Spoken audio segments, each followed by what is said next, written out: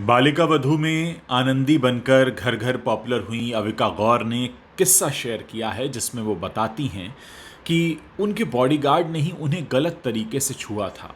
उसके बाद क्या हुआ, अविका गौर ने उसका जवाब किस तरह से दिया और इस पूरे मामले में वो क्या नसीहत देती हैं, हम इसके बारे में तो बात करेंगे ही। साथ ही आपको ये भी बताएंगे कि अविका गौर के अलावा और कौन से ऐसे जाने पहचाने चेहरे हैं जिनके साथ ऐसी हरकतें होती रही हैं। देखिए, फिल्म और टीवी इंडस्ट्री में दो तरह के हादसे लड़कियों के साथ खासकर सबसे ज़्यादा होते हैं। एक तो है मामला कास्टिंग काउच का, जिसमें कोई आपसे कहता है कि हम आपको काम देंगे लेकिन आप हमारे साथ कॉम्प्रोमाइज़ कीजिए।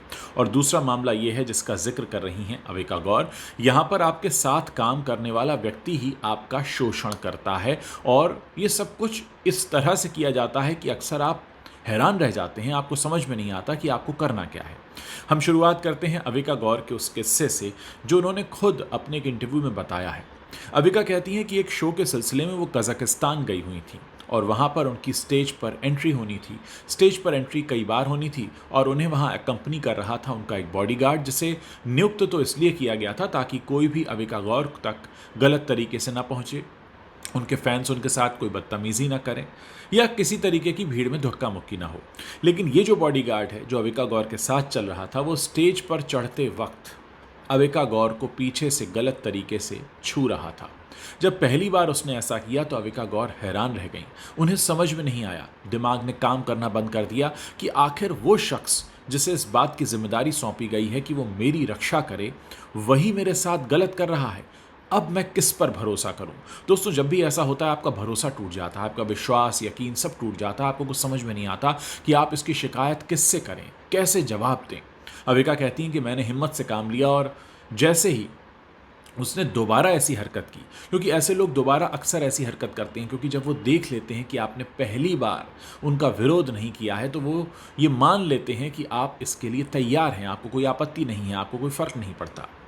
और जब दोबारा अविका गौर के उस बॉडीगार्ड ने उनके साथ ऐसा किया तो उन्होंने उसी वक्त बहुत हिम्मत दिखाई और उस बॉडीगार्ड का हाथ पकड़ लिया।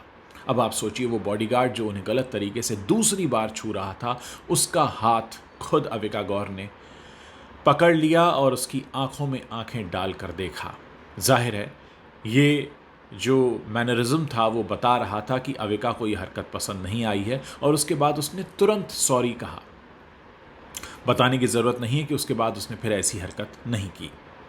अविका कहती हैं कि पहले मेरे साथ ऐसा कई बार होता था और उस वक्त मुझ में हिम्मत नहीं थी इन सब चीज़ों से निपटने की, लेकिन हाँ, अब मुझ में हिम्मत आ चुकी है कि मैं इन चीज़ों से निपट सकूं और मुझे जवाब देना भी आता है कि ऐसी चीज़ों का जवाब किस तरीके से दिया जाना चाहिए। लेकिन ऐसी हरकतें सिर्फ टीवी इंडस्ट्री या फिल्म इंडस्ट्री की लड़कियों के साथ नहीं बल्कि हमारे आसपास रहने वाली बहुत सी लड़कियों के साथ होती है और उस वक्त उनको समझ में नहीं आता कि वो कैसे जवाब दें। कई बार उन्हें लगता है कि सामने वाला उन पर हावी हो जाएगा, कई बार उन्हें लगता है कि उन्हें ही गलत समझा जाएगा।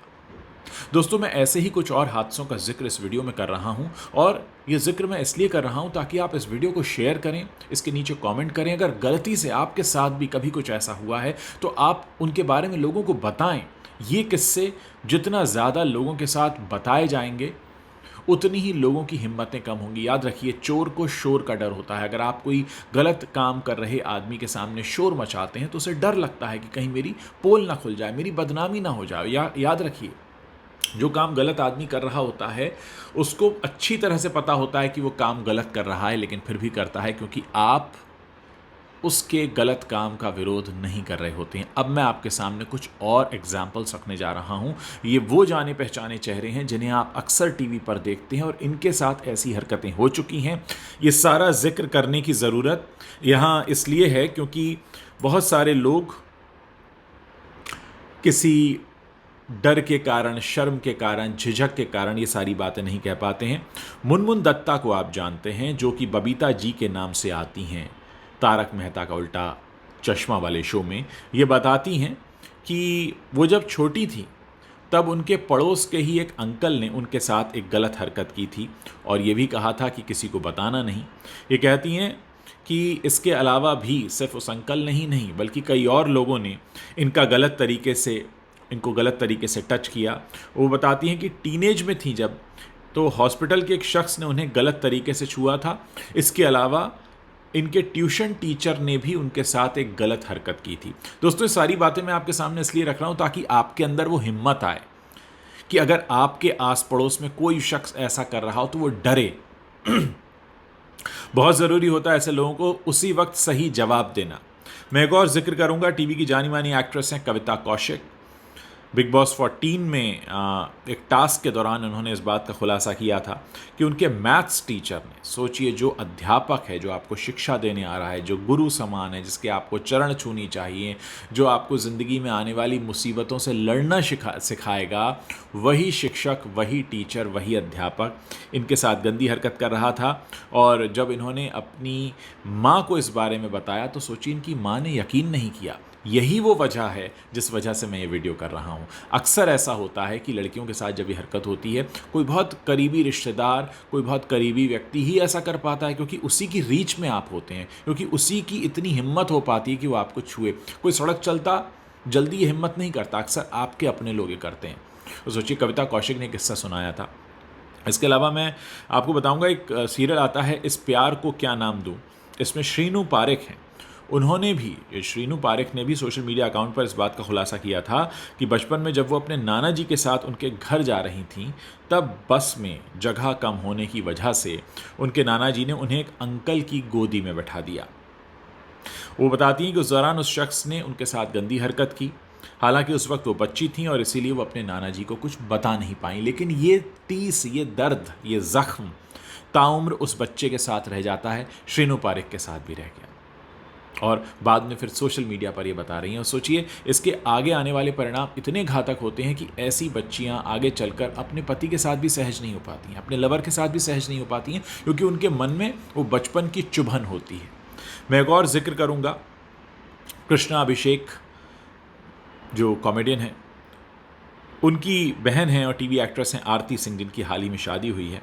इन्होंने भी बिग बॉस में खुलासा किया था कि उनके नौकर ने उनके साथ गलत हरकत करने की कोशिश की थी और किसी तरह वो जान बचाकर वहाँ से निकल आई थी।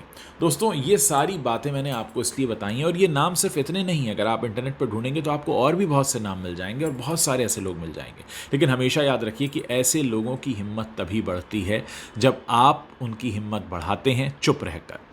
जब वो पहली बार ऐसा करते हैं, अगर आप उनको उसी वक्त बहुत करारी एक नज़र से उनको झटका देकर, उनका हाथ पकड़कर, उनको ज़ोर से चिल्लाकर या उनको बताकर, कि उनको ये समझ में आ जाए कि आप वो जो गलत कर रहे हैं आपके साथ, वो आपको समझ में आ चुका है, तो फिर आइंदा वो ऐसी हरकत नहीं करेंगे। और याद रखिए, ऐसा करके आप सिर्फ खुद को नहीं बल्कि अपनी ही तरह विक्टिम बनने वाली और भी लड़कियों को बचा सकते हैं।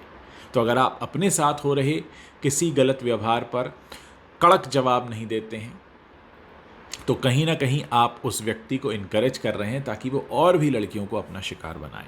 उम्मीद है आपको मेरी बात समझ में आई होगी। इस वीडियो को आप शेयर ज़रूर करेंगे, इसके नीचे कमेंट ज़रूर करेंगे, और प्लीज़ इसे अपने आप व्हाट्सएप पर जो आपका फैमिली ग्रुप है, आपका जो फ्रेंड्स सर्कल में ग्रुप है, उनको भेजिए, बताइए। ऐसी बातों का जिक्र होते रहना इसलिए ज़रूरी है ताकि लोग फिर दोबारा आइंदा ऐसी गलती ना करें।